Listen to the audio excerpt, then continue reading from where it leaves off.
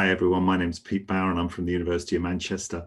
I'd like to thank the Symposium committee for this opportunity to talk to you today. Really sorry I can't be there with people in person, but we'll see how this technology works. I think this is version 12 so far. So I'm going to talk to you today about patient involvement, outcome and experience in randomised trials. 2 out of 3 ain't bad. And what I really want to talk about is patient experience in trials. And what I mean by that is the measurement of the experience of patients taking part in trials, measuring the experience of all patients taking part in trials, doing this across a number of trials at scale, and talk to you about what I think are the challenges of achieving that and potentially the benefits that we might accrue. So how I'm going to do this is talk you through 4 hypotheses and try and convince you that each of these is true. And they get increasingly difficult, if you like, as we go through. So the 4 hypotheses are there. The patient-centeredness in trials is important, and that includes patient experience. We don't know enough about the routine experience of patients in trials, that there are no good excuses not to measure patient experience, and that regular assessment of patient experience in trials could drive quality improvement. So I'll set off and we'll see how we get on. So hypothesis 1, that patient-centeredness in trials is important, and that includes patient experience. Some of this interest in patient-centeredness in trials comes from the major challenge we have in trials around recruitment and retention. Anyone who's done trials know that these are the major barriers to successful delivery. And there's a feeling that some of this, some recruitment problems, some retention problems, may reflect the burden of participation, that taking part in trials is not necessarily easy or fun. It can be quite burdensome for people, and that affects people's ability both to come in, but also to stay in trials. And the idea that can we improve recruitment by making trials more patient-centered, essentially. So what would that look like? So this is a slide from a blog that Jeremy Taylor did. He works for the NIHR Centre on Dissemination and Engagement, and he was talking about 9 different things that could lead to better trials for patients. As you can see, they're on this slide. Issues about good trial design, inclusivity, patient involvement. And in the middle there, good quality information, communication, and patient-centered care. The idea that that's an important aspect of delivering a trial for a patient. And this harks back to an earlier policy from NIHR about research active nation. And these were the 5 issues that the NIHR at the time thought were important. If you see the bottom one, citizens having a good research experience and recommending it to others. So this is seen as something that is important, increasingly important in policy terms, to encourage people into trials, to stay in trials, and to contribute to the research endeavour. So my argument here is that we've got some really good mechanisms to improve and enhance patient centeredness of trials. PPI, and I'm not going to go into PPI in great detail. I don't think there's any argument anymore. You can imagine what it's like going to a funder these days without decent PPI. So I think that's got real traction, the idea that patient and public involvement is fundamental to producing patient-centered trials. Core outcomes is another area. I don't know that much about the area of core outcomes, but I have worked with people who are deeply embedded in this area. And my understanding of that is that although there are challenges still in getting people to engage with the idea of core outcomes, the data, and the slide here is from the work of Paula Williamson and colleagues, suggests that actually there is traction. People are more and more using core outcomes defined alongside patients to include in their trials, to make sure that trials are measuring what is important to patients. So I think for both of those, there is an agreement that this is important. The routine measurement of patient experience in trials, the people who actually take part, measuring their experience at scale, I don't think that has traction like the other 2. Now, people on the call or people on the here in the talk today may disagree. They may be doing this, but our experience is that this is not being done. People talk about it, but it's not being done, and it's certainly not being done at scale. Hence, 2 out of 3 ain't bad. So that's the first hypothesis, that patient-centeredness in trials is important. I think there's a policy angle here, increasing interest in this. And we've got some mechanisms, but some mechanisms we're using, and I think some we're not. And routine measurement of patient experience, I think, is an important aspect of patient-centeredness within trials, but it's not being routinely done. So hypothesis 2 is about that. So don't we know enough about the routine experience of patients in trials? So we know something. There are detailed studies from some really high quality qualitative research on the various aspects of patients' experience in taking part in trials. And I think this data is really important, that it looks at a variety of issues, a lot on consent and the randomization process and patients' understanding of that. Really rich data, but it is select. There's a small number of trials using this compared to the numbers of trials that were actually being done at any one point. And it's not practical as a routine assessment. You know, the people from Bristol, Jenny Donovan's team, the quintet, they may disagree because they are trying to make this part of routine trials. But I think even they would suggest that this is not something that's going to be used across the board with all trials. It is a relatively small number of trials, particularly difficult trials or those expecting major barriers with the recruitment. So we know a lot about experience, but it tends to be on a select number of trials, and it's not necessarily a technology that we can use at scale. And you kind of wonder why. Many trials take repeated measures of patients of just about every aspect of their experience. Sean Treweek has written extensively on how much we collect and how much we use and the gap between those two. The platform is there for the routine assessment of experience. One of the major experiences of patients taking part in trials, and a lot of the trials that I do, psychosocial trials, community-based trials, is filling out forms, providing data on their quality of life and various aspects of their treatment. So we do it all the time. We're always measuring patients who take part in trials. How often do we measure their experience of taking part in the trial? So we did some work on this. A colleague called Claire Planner led on this review, and we wanted to look at how often were standardized measures of participant experience used in trials and published. And we found 22 articles reporting 21 measures. So it's a very, very limited literature considering the size of the trial portfolio. And actually, in some ways, these routine measures of participant experience are probably used less often than detailed qualitative research, oddly enough. But that's just the nature of the literature we found. Most people asked evaluation questions. Was it good? Was it bad? There's very little on reports of how long did it take? Filling out those questions, how long did it actually take you? What cost did you accrue from taking part? So there's lots of practical issues that we don't really have a good grasp on because people aren't measuring it. The content of the measures included varied. Lots of people asked about global experience. Lots of people asked about some measures of relevance to all trials, informed consent, etc., information provision. Some were specific to particular trials, asking about treatment side effects that you might have had from taking part in the study.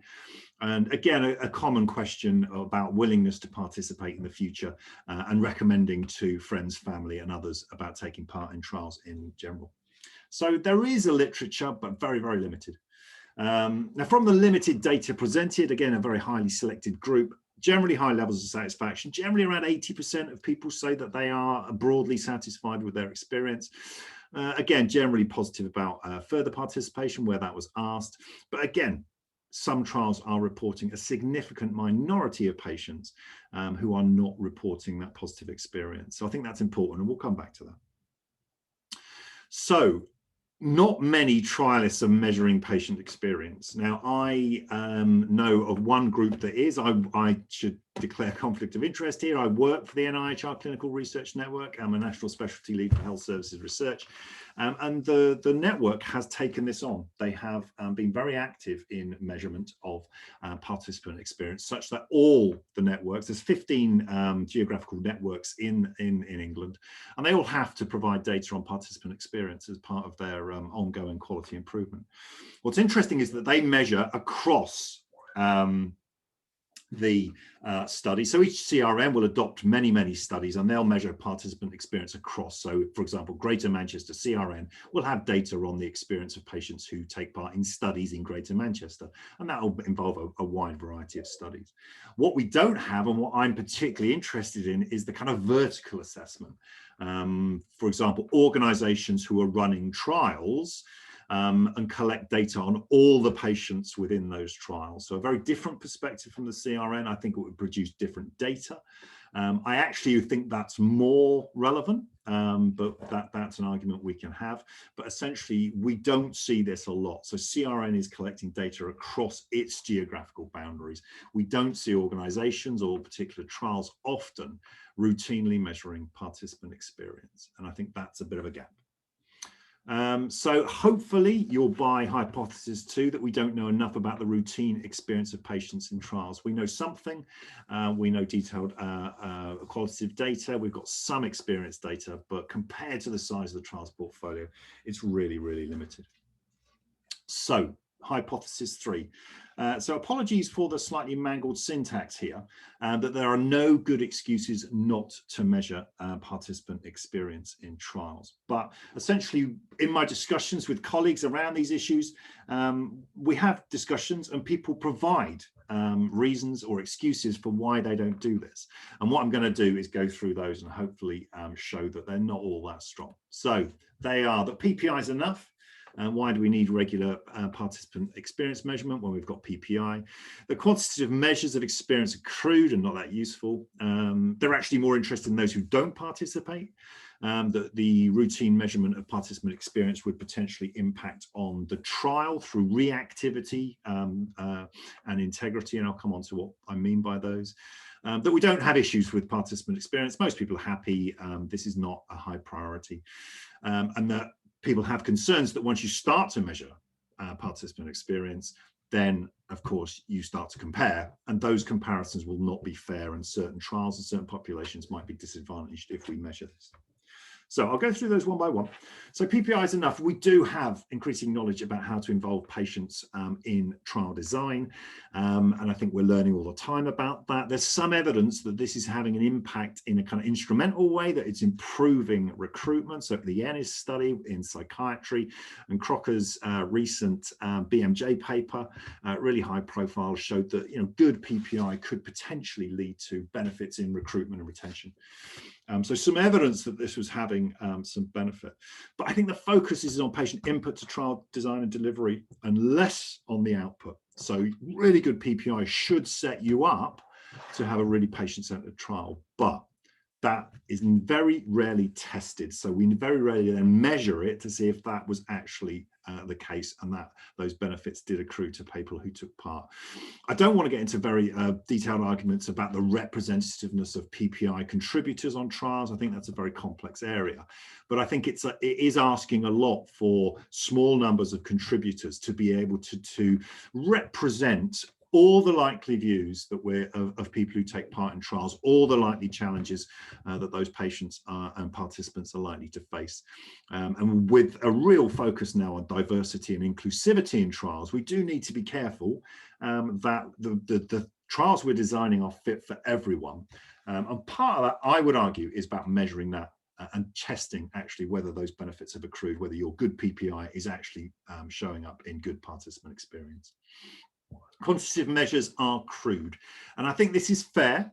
And an example here, this is the friends and family test. This is used in the NHS, so with patients going into services, and it's a really broad question. Overall, how was your experience of our service?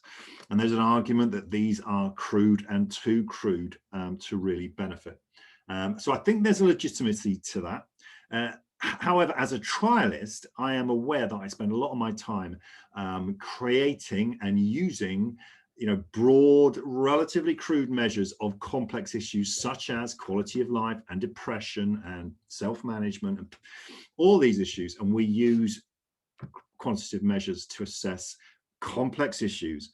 And the idea that you can't do that with participant experience, I think, is hard to justify as a trialist.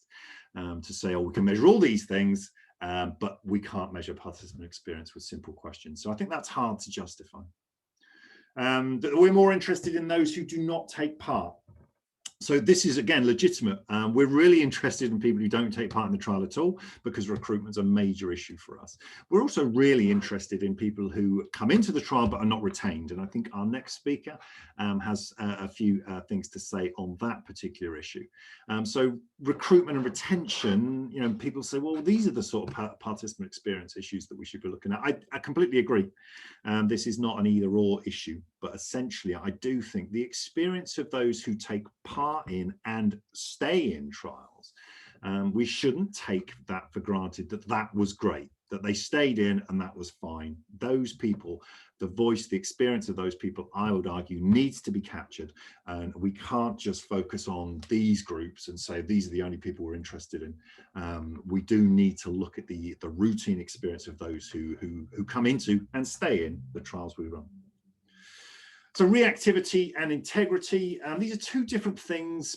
In my discussions with colleagues, some say, well, if you measure this stuff, it will affect people's the other measurements that we're taking about quality of life, the trial measures, if you like, the primary outcomes.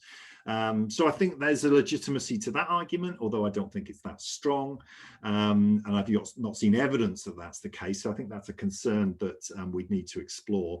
There's also been concerns, well, if you measure experience and you find that patients aren't having a particularly good time, they may be minded to make changes to the trial, which you don't want to do during the trial, because there's that issue about trial integrity.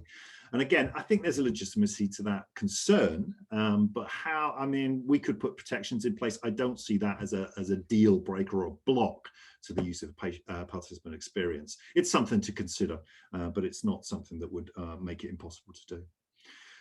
We don't have issues with patient experience. So this comes back to the issue that actually, if you look at the data, for a lot of studies, around 80% of people are satisfied with the experience taking part in the trial. You might think that's really good. You know, trials are difficult, they are potentially burdensome. And if 80% of people are coming out of this saying, I had a good time, that's maybe good enough.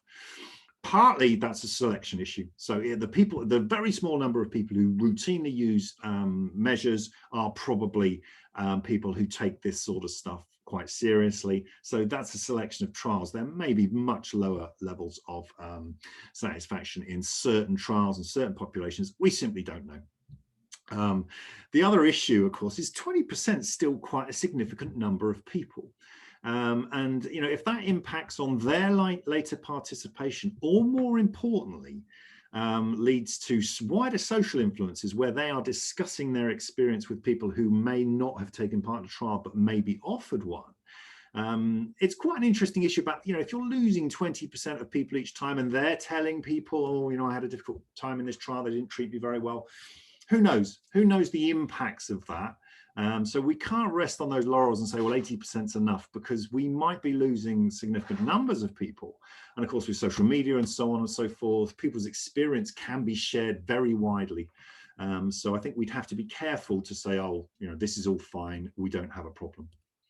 And then you can't compare. And again, this is really interesting. So I think there is an issue here. So if I measure patients in my trials, I do a lot of primary care, community-based trials, psychosocial interventions. If you're doing cancer, complex cancers, very different patient population, very different treatments, you can't compare. You know, my patients, my context, everything's very different. And it's very unfair to say, well, I get 90% satisfaction, you only get 70% satisfaction. There's something better about my trials. It could be a lot of reasons. I think that's legitimate. Interestingly enough, if you look at the literature on patient experience in services, there's a whole debate around this. Because some people then turn around and say, actually, no, there's an issue here that if you want to create a participant or patient-centered trial, you should understand your population, understand the context in which they live, and design the trial appropriate for those people. And the idea then is, well, everyone should have high levels of satisfaction. If my trials are in frail older people in the community, and your trials are hospital-based patient populations with cancer, design it appropriately to meet the needs of those patients. and you should get the same or similar levels of satisfaction. And I think that's quite an interesting argument, because it's saying actually this is about participant-centeredness, so design your trial appropriately. Now I think you can take that argument too far, but there is a genuine debate here, and the idea that, oh, it's apples and oranges, you can't compare, I don't think that's true. And I think that's a stronger argument when you look at participant outcomes in terms of clinical effects or quality of life, but not experience. There's an argument actually, if you come into a trial, you should have good experience, and it really shouldn't matter what sort of trial that is. We can discuss that later if people are interested. So we actually did some work on this. We were lucky to be funded by the NIHR Research for Patient Benefit to do a study called PACT, which is an attempt really to try out participant experience measurement on trials, to develop and use scales in a routine way across multiple trials. First thing we did, like good health services researchers, would go out and talk to patients and professionals and get their views. So we did a bunch of interviews and focus groups around these issues. What did professionals think? Well, they talked about advantages. They were interested in the degree to which design led to improved or otherwise in terms of experience, and interested in how the links between processes, what actually goes on in the trial in terms of measurement and so on and so forth, and participant experience at the end. And they were broadly interested in comparing, so looking at experience, does it change over trials, different trial types, and over time. But again, concerns around potential for measurement to cause burden and distress, which I think is an interesting one. A workload for trial teams, very legitimate issue. Trial teams have got enough to do, and additional measures could add to that. That monitoring, interestingly, could impact lead-site relationships. So the idea that if you're running a trial over multiple sites, you get experience data back. If particular sites are having problems, that could cause problems in the team, again, impacting on trial delivery and conduct. And this issue about influencing trial integrity, if you get data, you make changes, is the danger then that you're changing trials within the period of recruitment and delivery, such that it actually impacts on trial integrity? And we kind of touched on that earlier. We talked to patients again, and as you'd expect, patients and participants had a slightly different take on this. What they were interested in issues to do with quality information, as you might expect. They're interested in issues of burden and logistics, the practical issues, parking, how long things take, how much it costs. Again, feedback and results, and I know colleagues have done work on this. I know the NIHR is very, very keen. They see this as a major failing of the trials community not to provide detailed data and feedback to people. The importance of the relationship, which always comes out in patient experience work, and this really interesting issue about a sense of contribution and achievement. That was part of the experience they wanted, to feel that they'd actually done something useful, and how would that be captured and generated. So we did a pilot. We went out to CTUs, we went out to trials on the register. We eventually, after quite significant difficulties, got 3 trials based in 2 different programs to take a standardized measure and apply it on top of the work that they're already doing. So we had a signal of feasibility. It was hard work. My experience with doing SWOTs is that, when you're developing these things, it's very, very difficult at the beginning and things get easier, but there's clearly lots of work to do. So some of the concerns that people have are affecting their interest in taking these issues on. But we did collect data from a few hundred patients who took part in these trials, and then fed that back to the teams and got their views on how that data might be used for quality improvement. So there are no good excuses not to measure experience. Hopefully I've shown, I think, that there are excuses and there are good reasons. I don't think they're blocks. I don't think they're fundamental barriers. So hopefully over time we can overcome some of those concerns. So hypothesis 4 on the final straight now, regular assessment could drive quality improvement. So this is the most difficult one, I think, because we have least evidence on this issue. So measurement is intervention. What we're talking about here is measuring experience, feeding that back to teams. teams, and you hoping that will generate change in this trial and later trials. And this is an intervention, so we go to the Cochrane review. Audit and feedback is probably the closest thing, and there's a very big review which suggests that audit and feedback is effective, modest effects, but has identified some of the factors which may impact on the effectiveness of audit and feedback. This is not obviously in trials and patient experience. This is standardized clinical audit, but there's some learning here. This could work in principle. So what might the future look like? So just to talk about a kind of grand vision for this, I was involved in the General Practice Patient Survey many years ago, which is a standardized patient experience measure of services, not trials, but of services. So we went through a process to develop a questionnaire. This was eventually picked up by the NHS. It is now used at scale. So every practice is assessed using this scale. All that information is brought together on a wonderful website. You can look at that. You can go on to your practice and say, you know, what's the patient experience in my practice, and then potentially look at practices that are in the area close by that you might want to consider actually moving your business to, as it were. So this is at large scale, and it's done over time. So there's loads of data. It's led to loads of research and some quality improvement activities. So this is the vision, of what this might look like for trials. You can imagine this being replicated across the trials portfolio. So you can look at, you know, what's the patient experience in cancer trials, or trials in Aberdeen CTU, or trials in patients with frailty. And that would potentially be a model for the future. So what are the problems? We've discussed that, you know, this compare and contrast. Can you do that? Are people comfortable being compared in that way? We'd have to be careful with those comparisons. I think there's an argument that they are legitimate to make, but there would always be a caveat, and we'd have to be careful that people weren't feeling vulnerable to you know, doing trials in difficult populations in difficult contexts, and coming up with worse patient experience than others who are doing it in perhaps less challenging circumstances. Who's it for?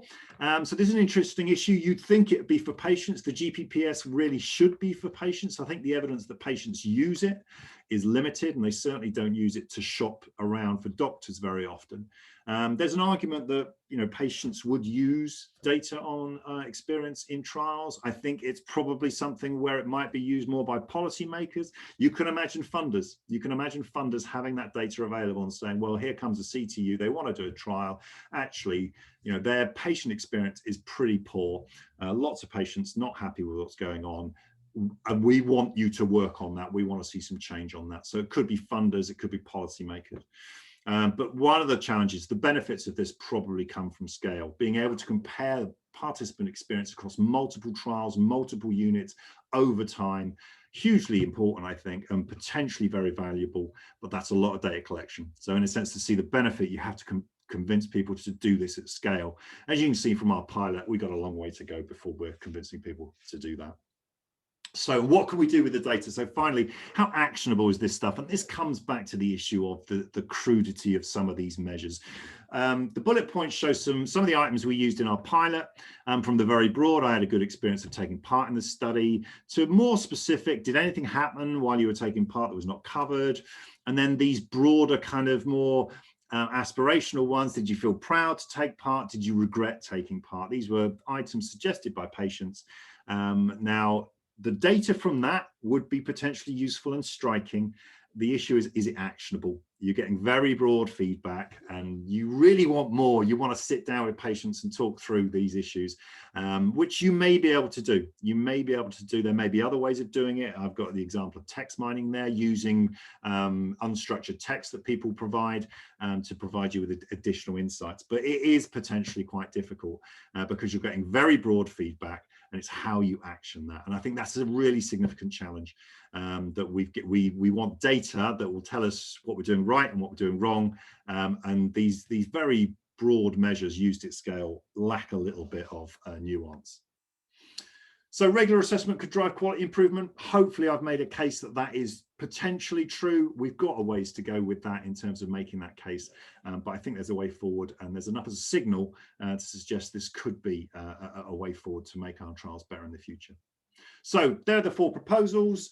Patient-centeredness in trials is important. We don't know enough about the routine experience of patients in trials, but there are no good excuses not to measure participant experience in trials, and regular assessment could drive quality improvement. We can discuss later on about whether you think I've made those arguments effectively, but what I'm hoping to encourage is that people will more frequently think about the measurement of participant experience and the sharing of that information, so we as a trials community can improve what we do over time.